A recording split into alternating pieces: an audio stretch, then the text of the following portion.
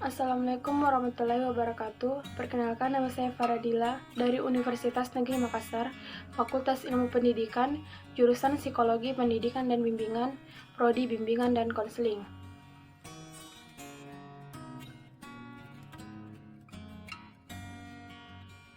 Pentingnya komunikasi bagi manusia. Setiap hari manusia berusaha menjalin komunikasi atau hubungan dengan sesamanya. Dalam hubungan tersebut terjadilah proses sosial yang memungkinkan terjadinya interaksi dan komunikasi. Individu yang berkomunikasi secara efektif dengan orang lain dan lingkungan di hadapannya akan membawanya ke arah pertumbuhan diri yang lebih maju. Sebaliknya, individu yang tidak berkomunikasi dengan secara efektif atau banyak mengalami kegagalan dalam berkomunikasi dengan orang lain akan mengalami hambatan pertumbuhan pada dirinya. Keterampilan dasar berkomunikasi. 1. Kita harus mampu saling memahami. Secara rinci, kemampuan ini adalah sikap percaya diri, pembukaan diri, keinsafan diri, dan penerimaan diri. Kedua, kita harus mampu mengomunikasikan pikiran dan perasaan kita secara tepat dan jelas. Kemampuan ini juga disertai dengan kemampuan menunjukkan sikap hangat dan rasa senang, serta kemampuan mendengarkan dengan cara yang akan menunjukkan bahwa kita akan memahami lawan komunikasi kita. Ketiga, kita harus mampu saling menerima dan saling memberi dukungan atau saling menolong. Kita harus mampu menanggapi keluhan orang lain dengan cara menolong. Keempat, kita harus mampu memecahkan konflik dan bentuk-bentuk masalah antar pribadi yang mungkin muncul dalam komunikasi kita dengan orang lain melalui cara yang konstruktif.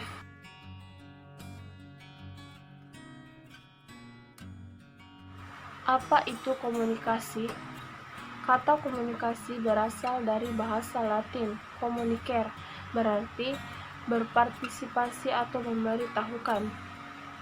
Devito 2009 mengatakan bahwa komunikasi merupakan tingkah laku orang atau satu orang atau lebih yang berkaitan dengan proses mengirim dan menerima pesan. Proses komunikasi terbagi atas 7 bagian, yaitu 1. Sumber komunikasi, kedua pengkodean, ketiga pesan saluran, keempat saluran, 5. Decoding, 6. Penerima, dan ketujuh umpan balik. Sumber mengawali pesan dengan pengkodean pikiran. Pesan adalah produk fisik aktual dari sumber yang melakukan pengkodean. Saluran adalah medium tempat pesan diantarkan. Saluran ini diseleksi oleh sumber, yang harus menentukan apakah menggunakan saluran formal atau informal. Penerima adalah objek yang menjadi tujuan penyampaian pesan. Tapi, sebelum pesan diterima, simbol-simbol di dalamnya harus diterjemahkan ke dalam bentuk yang dimengerti oleh penerima. Langkah ini adalah pengkodean atau decoding pesan. Umpan balik merupakan pengecekan mengenai seberapa sukses kita menyampaikan pesan seperti dimaksudkan semula. Umpan balik menentukan apakah pesan ini telah dipahami atau tidak.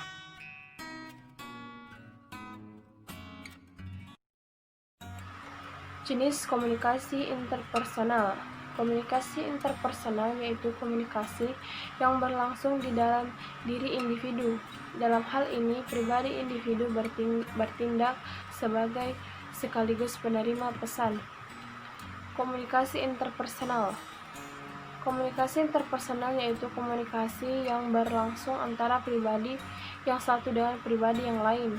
Dalam jenis komunikasi ini, unsur pribadi terlibat secara utuh antara satu dengan yang lain dalam penyampaian dan penerima pesan. Komunikasi kelompok. Komunikasi kelompok adalah komunikasi yang berlangsung secara antara kelompok dengan kelompok yang satu atau individu dengan kelompok. Komunikasi massal. Komunikasi massal adalah komunikasi yang berlangsung antara individu atau kelompok atau dalam organisasi dengan khalayak atau banyak massa. Atas dasar media, Komunikasi dapat dibedakan menjadi dua jenis, yaitu komunikasi sosial. Pada hakikatnya mencakup komunikasi kelompok, yaitu komunikasi yang berlangsung antara manusia, di mana antara pihak-pihak yang terlibat berhubungan secara langsung. Kedua, komunikasi media, yaitu komunikasi yang berlangsung dengan menggunakan media massa, misalnya pers, radio, televisi, film, dan sebagainya.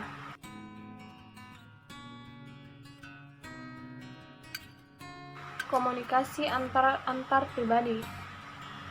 Tujuan dari komunikasi ini adalah menemukan diri, berhubungan dengan orang lain, meyakinkan agar mengubah sikap dan perilaku, serta bermain dan menghibur.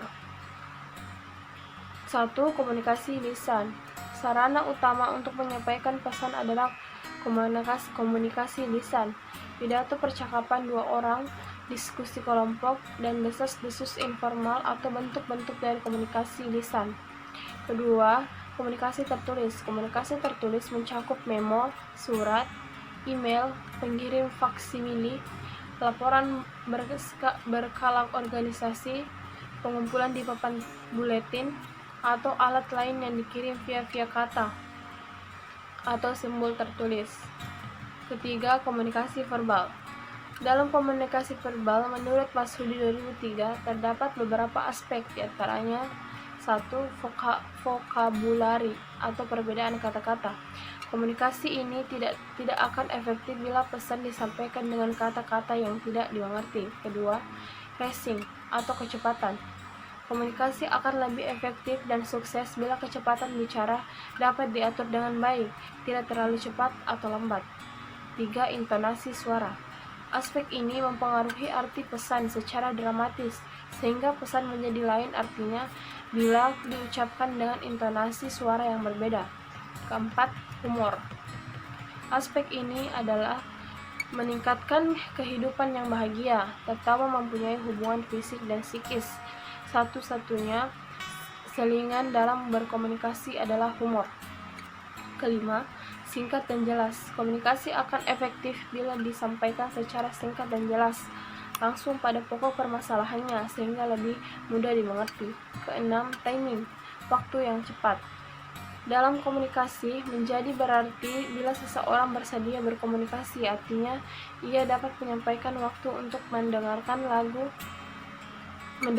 atau memperhatikan sesuatu yang disampaikan.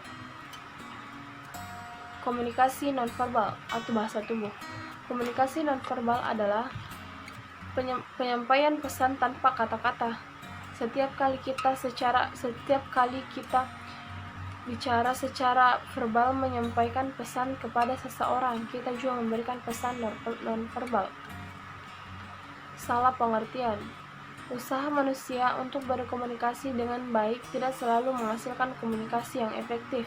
Walaupun seseorang telah berusaha untuk berbicara dengan benar, namun makna kata ataupun pesan-pesan nonverbal yang ditangkap oleh orang lain dapat salah arti.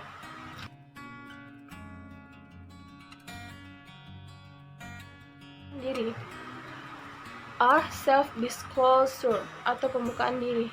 Self-disclosure atau disebut dengan pembukaan diri menurut Johnson 1981 adalah mengungkapkan reaksi atau tanggapan kita terhadap situasi yang sedang kita hadapi, serta memberi informasi tentang masa lalu yang relevan atau berguna untuk memahami tanggapan kita di masa kini. B. Jendela Johari. Geoff Louf dan Hari Iga melukiskan diri ibarat sebuah ruang berserambi 4 yang mereka sebut dengan jendela Johari, sesuai dengan nama depan mereka. C. Membangun kepercayaan. Untuk membangun sebuah relasi, dua orang harus saling mempercayai, saling percaya lewat resiko dan peneguhan, serta dihancurkan lewat resiko dan penolakan. Kepercayaan tak timbul tanpa resiko, dan relasi tidak akan mengalami kemajuan tanpa kepercayaan. Mempercayai dan dipercayai. Subpraktiknya 1995 mengemukakan bahwa tingkat kepercayaan dalam suatu relasi akan berubah-ubah dan berbeda-beda sesuai kemampuan dan kerelaan masing-masing individu untuk mempercayai dan dipercayai.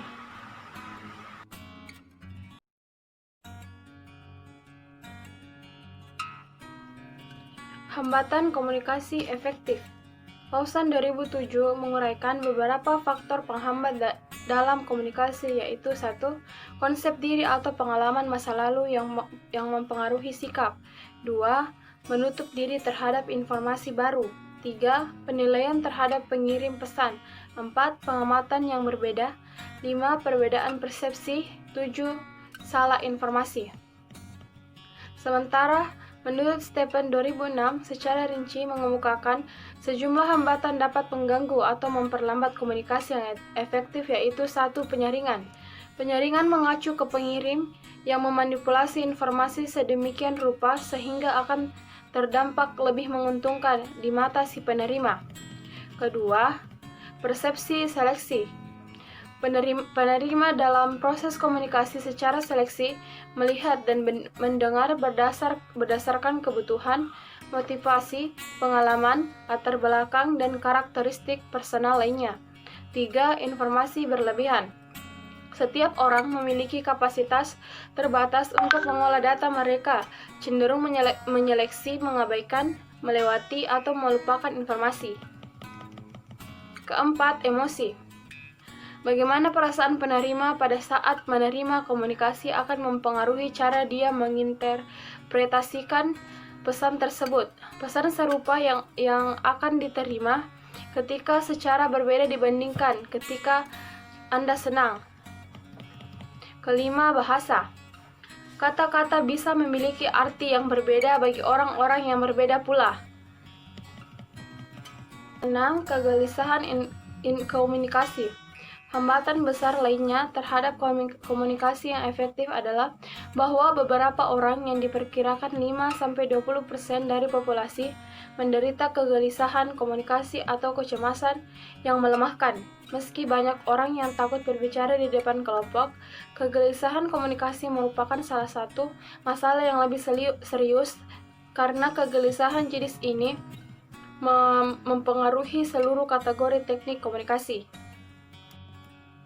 Jadi, kita perlu waspada bahwa ada sekelompok orang dalam organisasi yang sama sekali membatasi komunikasi lisan mereka dan berusaha membuat rasional praktik ini dengan meyakinkan diri bahwa lebih baik komunikasi tidak diperlukan untuk menjalankan tugas mereka secara selektif.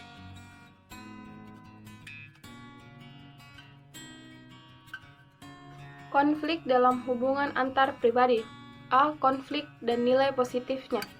Setiap hubungan antar pribadi mengandung unsur-unsur konflik, pertentangan pendapat, dan perbedaan kepentingan. Menurut subpraktiknya 1995, yang dimaksud konflik adalah situasi di mana tindakan salah satu pihak berakibat menghalangi, menghambat, atau mengganggu pihak lain. Pada umumnya, masyarakat memandang konflik sebagai keadaan yang buruk dan harus dihindarkan. Konflik dipandang sebagai faktor yang akan merusak hubungan, maka harus dicegah. Bila kita mampu mengolahnya secara konstruktif, konflik justru dapat memberikan manfaat positif bagi diri kita sendiri maupun bagi hubungan kita dengan orang lain. Menurut Johnson 1981, beberapa contoh manfaat positif dari konflik adalah: 1. Konflik dapat menjadikan kita sadar bahwa persoalan yang perlu dipecahkan dalam hubungan kita dengan orang lain. 2. Konflik dapat menyadarkan dan mendorong kita untuk melakukan perubahan-perubahan dalam diri kita. 3. Konflik dapat menumbuhkan dorongan dalam diri kita untuk memecahkan persoalan yang selama ini tidak jelas kita sadari atau kita biarkan tidak muncul ke permukaan. 4. Konflik dapat menjadikan kehidupan lebih menarik. 5. Perbedaan pendapat dapat menyeimbangkan ke arah tercapainya keputusan-keputusan bersama yang lebih matang dan bermutu. 6. Konflik dapat menghilangkan ketegangan kecil yang sering kita alami dalam hubungan kita dengan seseorang. 7. Konflik juga dapat menjadikan kita sadar tentang siapa atau macam apa diri kita sesungguhnya. 8. Konflik dapat mempererat dan memperkaya hubungan. B. Strategi dalam mengatasi konflik. Setiap orang memiliki strategi masing-masing dalam mengelola konflik. Menurut Stopraktiknya 1995, strategi-strategi ini merupakan hasil belajar, biasanya dimulai sejak masa kanak-kanak, dan akan bekerja secara otomatis. Johnson 1981 mengemukakan bahwa terdapat 5 gaya dalam mengelola konflik, yaitu 1. Gaya kura-kura. Kura-kura lebih senang menarik diri, bersembunyi di balik tempurung badannya untuk menghilangkan konflik, maka cenderung menghindar dari pokok-pokok soal maupun dari orang-orang yang dapat menimbulkan konflik. Kedua, gaya ikan hiu. Ikan hiu senang menaklukkan lawannya dengan memaksanya menerima solusi konflik yang ia sodorkan. Ketiga, gaya kancil. Seekor kancil sangat mengutamakan hubungan dan kurang mementingkan tujuan-tujuan pribadinya. Keempat, gaya rubah. Rubah senang mencari kompromi. Baginya, baik tercapainya tujuan-tujuan pribadi maupun hubungan baik dengan pihak lainnya sama-sama cukup penting. Kelima, gaya burung hantu. Burung hantu sangat mengutamakan tujuan-tujuan pribadinya sekaligus hubungannya dengan pihak lain. Baginya, konflik merupakan masalah yang harus dicari pemecahannya, dan pemecahan itu harus sejalan dengan tujuan-tujuan pribadinya maupun tujuan-tujuan pribadi lawannya. Baik, itulah tadi pemaparan dari materi dari saya. Saya ucapkan terima kasih. Assalamualaikum warahmatullahi wabarakatuh.